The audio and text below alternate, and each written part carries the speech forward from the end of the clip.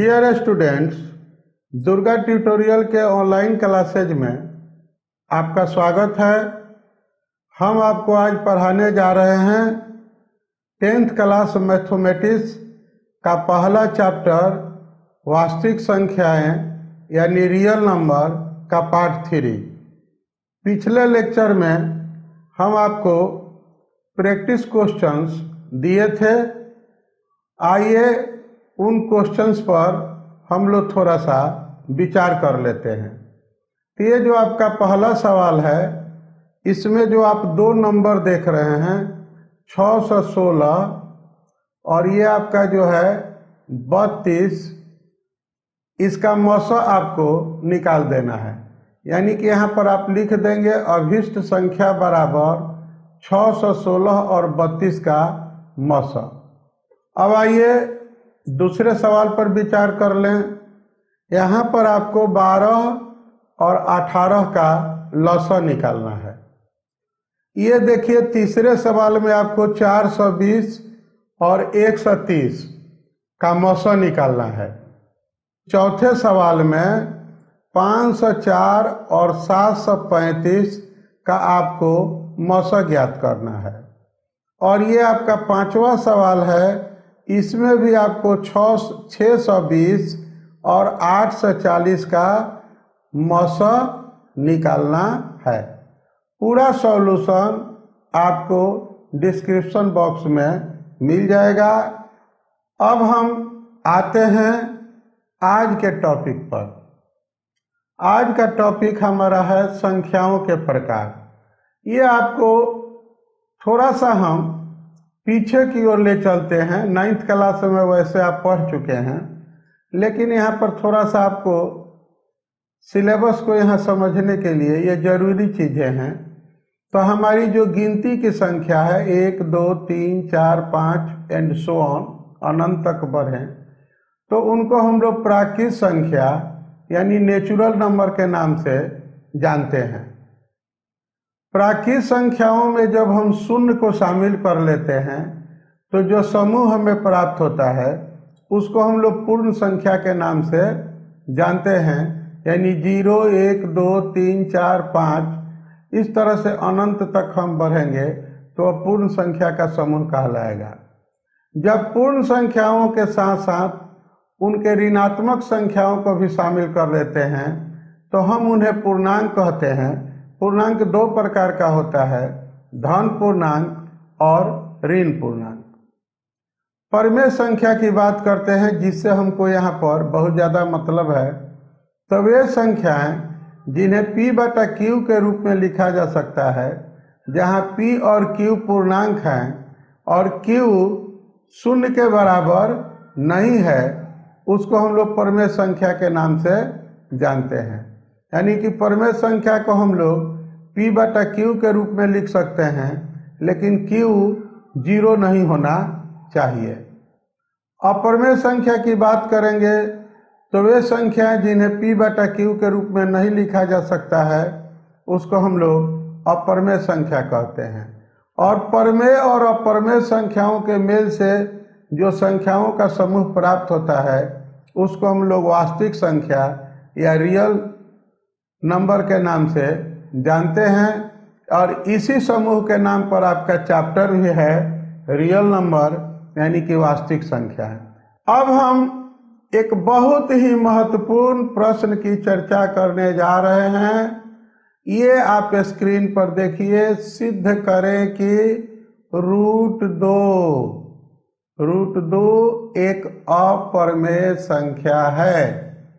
इसको घुमाकर इस तरफ से भी ये प्रश्न पूछा जा सकता है कि सिद्ध करें कि √2 एक परमेय संख्या नहीं है। दोनों सवाल को एक ही तरह से हल करते हैं। ये देखिए, हम लोग लिखेंगे कि माना कि √2 एक परमेय संख्या है। आप सोचते होंगे यहाँ ये रेड कलर से क्यों लिखा गया है। तो हम आपके लिए एक फ्रेम तैयार कर रहे हैं, जिसमें आप केवल ये अंक बदलकर सवाल को जो है आसानी से बना लेंगे। यानी कि ये माना कि एक परमेय संख्या है, आप प्रत्येक सवाल में लिखेंगे। अब आइए इसके बाद हम लिखते हैं कि अतः √2 बराबर P बटा Q, जहाँ P और Q धन पूर्णांक है, P और Q में कोई उभयनिष्ठ गुणनखंड नहीं है, यानी कि P और Q को आपस में कटना नहीं चाहिए। अब हम क्या करते हैं, दोनों ओर वर्ग कर देते हैं। तो वर्ग करेंगे तो ये देखिए √2 बराबर हमारा क्या हो जाएगा, √2 बराबर हमारा हो जाएगा 2, और ये P का वर्ग P² और Q का वर्ग हमारा हो जाएगा Q²। अब हम यहाँ पर ये 2 बराबर P² और इसको Q² को Q गुना Q भी लिख सकते हैं। अगले स्टेप में ये देखिए इस Q को, ये नीचे वाले Q को जब हम ऊपर लेकर यहाँ आ जाएंगे तो हमें क्या मिलेगा, 2Q is equal to P² बटा Q। अब ये देखिए ये हो गया हमारा पूर्णांक और ये हो गया भिन्न, क्योंकि P² बटा Q पूर्णांक नहीं हो सकता है, क्योंकि P और Q में कोई भी उभयनिष्ठ गुणनखंड नहीं है।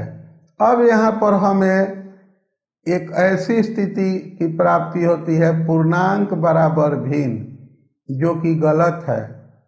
पूर्णांक भिन्न के बराबर कभी नहीं हो सकता है।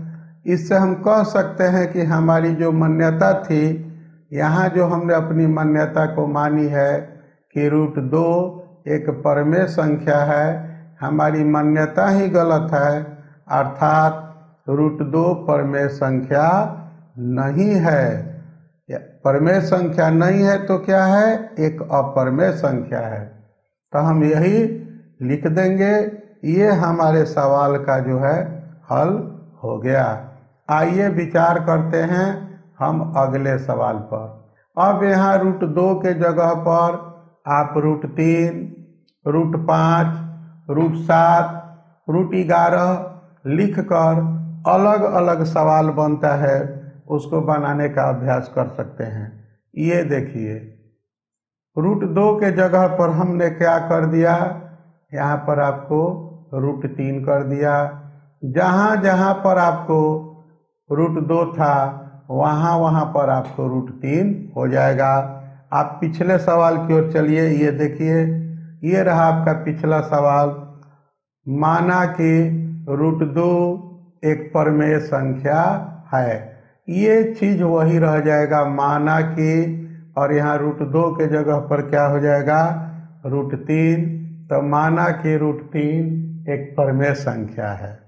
अब यहाँ देखिए फ्रेम वही है, ये देखिए हम लिखे थे अतः √2 बराबर P बटा Q। यहाँ क्या हो जाएगा, √3 बराबर P बटा Q।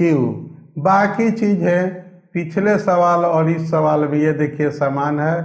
फिर दोनों ओर वर्ग करने पर इसमें भी कोई परिवर्तन ही नहीं होगा। अब यहाँ पर हमने चूंकि 2 के जगह 3 किया है तो यहाँ पर आपका 3 हो जाएगा। ये देखिए पिछले सवाल में ये स्टेप यहाँ पर 2 आया था और इस सवाल में अब ये क्या हो गया, 3 हो गया। बाकी चीज़ें वही हैं।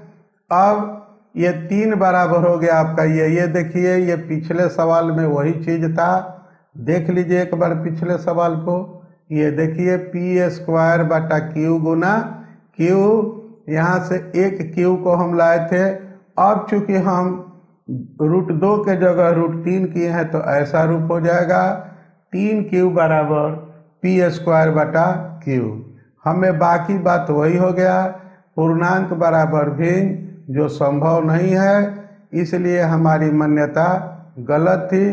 अतः √3 एक अपरमेय संख्या है। यहाँ कहने का मेरा मतलब है कि ये देखिए ये जहाँ जहाँ पर √3 है, अगर आप √2 रख देंगे तो आपका ये एक सवाल दूसरा हो जाएगा। अब देखिए गौर से, अब यहाँ हम 3 कर दिए, जहाँ जहाँ 2 था वहाँ वहाँ 3 हो गया, बाकी सवाल का आपका फ्रेम वही रहा।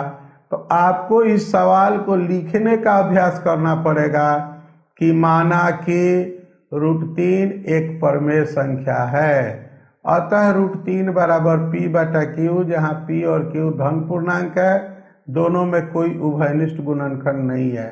फिर दोनों ओर वर्ग करने पर आपका यहाँ जो हो उसका वर्ग करके लिखना है, और नीचे से 1 को उठाकर यहाँ लेकर आ जाना है, और ये आपका पूर्णांक बराबर भिन्न हो जाएगा। अब इसमें आप दूसरा भी चेंजिंग करके इस प्रश्न को हल करने का अभ्यास कर सकते हैं। उम्मीद है आप इस सवाल को समझ गए होंगे, इसलिए इस सवाल में जो भी भाषा लिखी गई है उसका अभ्यास आपको करना पड़ेगा। आइए अब एक दूसरा टाइप का प्रश्न लेते हैं। यह प्रश्न भी बोर्ड की परीक्षा में पूछा जाता है। हमने आपको बताया था कि ये अंदर वाली जैसे √3, √2, √5 ये संख्या जो है इसी में थोड़ा सा फेरबदल किया जाता है। ये देखिए यहाँ पर 2 यानी कोई पूर्णांक लगा दिया जाता है, जैसे 2√3 हो गया। इसके अलावा आपको 3√2 हो जाए, 3√5 हो जाए, 2√5 कर दिया जाए। इस तरह से यहाँ पर एक पूर्णांक को चेंज करके ये सवाल बन जाता है, यानी कि इसमें रूट वाले में एक पहले से पूर्णांक से गुना कर दिया जाता है। सिद्ध करें कि 2√3 एक अपरमेय संख्या है। अब आइए आगे बढ़ते हैं। तरीका वही है। मान लिया कि 2√3 एक परमेय संख्या है, मान लेते हैं। 2√3 बराबर हमारा हो गया P बटा Q, जहाँ P और Q शून्येतर पूर्णांक है, यानी कि न तो P शून्य है न Q शून्य है। अब यहाँ हम आगे बढ़ते हैं। ये देखिए अब क्या करते हैं, ऐसे सवाल जो भी होते हैं बाबू, वहाँ पर ये जो पूर्णांक होता है उस पूर्णांक को हम लोग इधर लेके चले आते हैं, बस इतना ही भर काम करते हैं। उस पिछले सवाल में हम लोग वर्ग करते थे, यहाँ पर वर्ग नहीं करते हैं। यहाँ जो भी पूर्णांक होगा उस पूर्णांक को नीचे लेकर चले आएंगे।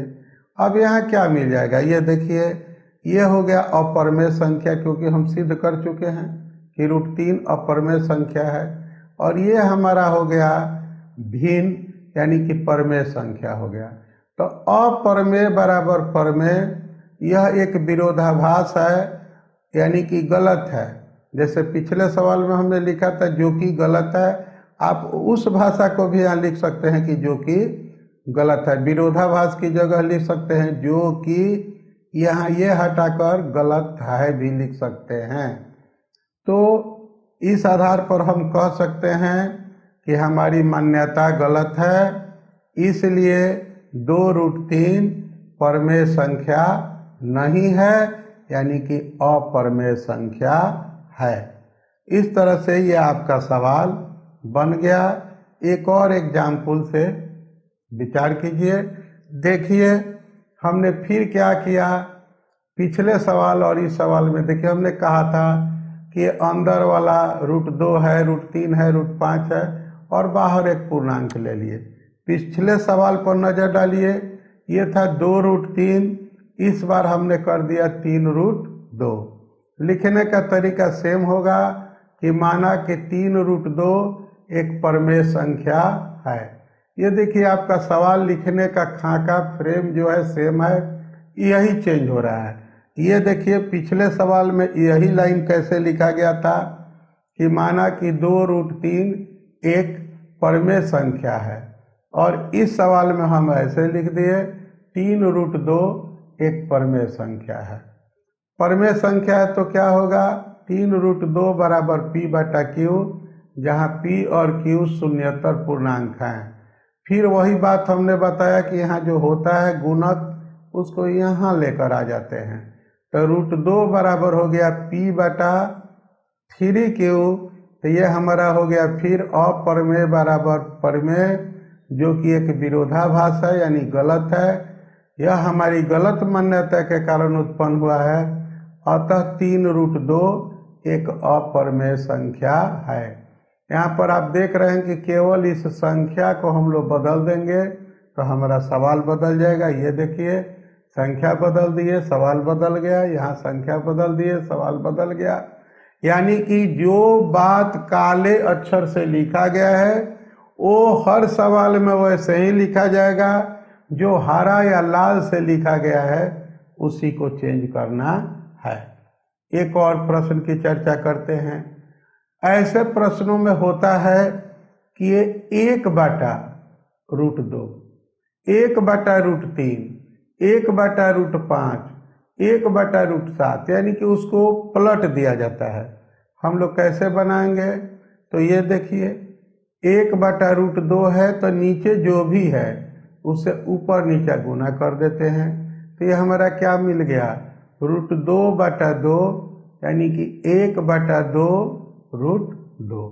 अब हम क्या करेंगे? माना कि 1/√2 एक परमेय संख्या है, तो परमेय संख्या है तो क्या लिखेंगे? अतः 1/√2 बराबर p/q, जहाँ p और q शून्येतर पूर्णांक है। आगे क्या लिखेंगे? 1/2√2। अब कहिएगा कि कैसे हो गया? तो ये देखिए, 1/2 का मान हमारा क्या आया है? यहाँ पर आया है बाबू 1/2√2। तब हम यहाँ पर लिखेंगे 1/2√2 बराबर p/q।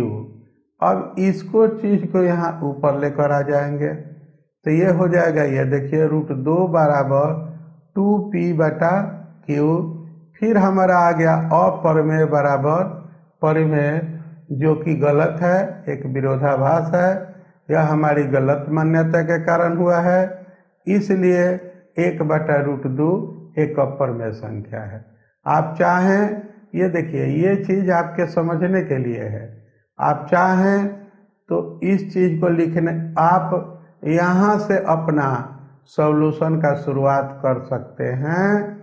यहाँ से यहाँ तक आपको इसको लिखने की ज़रूरत नहीं है।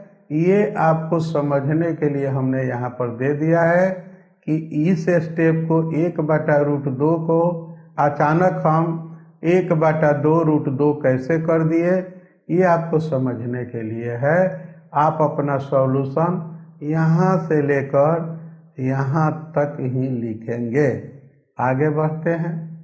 अब देखिए, काम वही हमने किया, √2 के जगह पर √3 कर दिया। तो जहाँ जहाँ √2 था वहाँ वहाँ, जैसे देखिए पिछले सवाल में आपका जहाँ जहाँ √2 था, लाल स्याही से जो भी लिखा हुआ चीज था, ये ऊपर भी लाल स्याही से 1/√2 लिखा है। अब 1/√2 की जगह हम 1/√3 कर दिए। काला स्याही से जो भी बात लिखा था उसमें हमने कोई बदलाव नहीं किया। ये सवाल भी आपका बन गया। अब हम आगे बढ़ते हैं।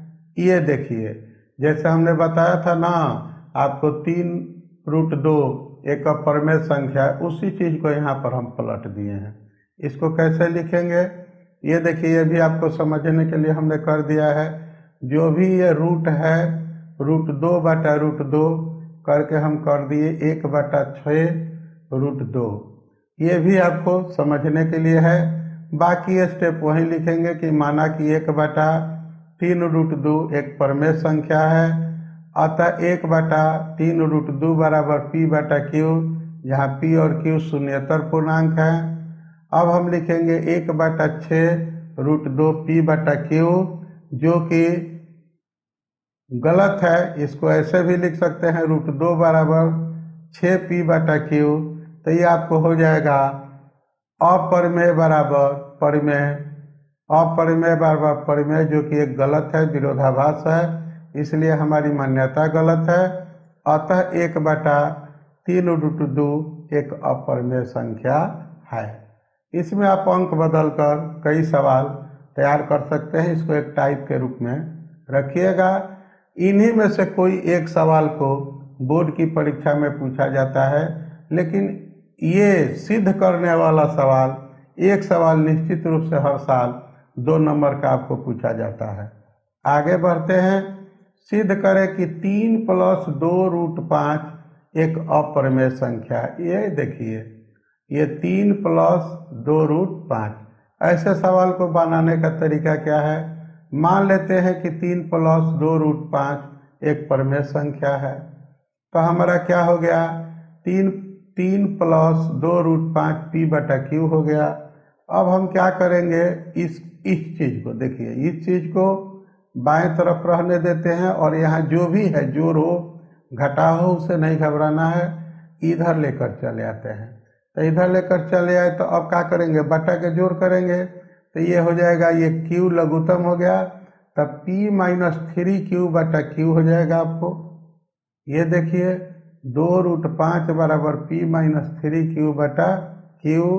ये भी आपका हो गया। अब √5 बराबर हो गया p - 3q/2q। ये हो गया आपको अप्रमेय और ये हो गया प्रमेय, जो कि गलत है। यह भी एक विरोधाभास है हमारी मान्यता गलत होने के कारण। अतः 3 + 2√5 एक अप्रमेय संख्या है। हर सवाल को लिखने का खाका एक ही है। यहाँ स्थिति के अनुसार आप देख रहे हैं कि या तो हम पूर्णांक बराबर भिन्न या अप्रमेय बराबर प्रमेय करके सारे सवालों को सिद्ध कर रहे हैं। उम्मीद है कि आप वो टाइप समझ गए होंगे।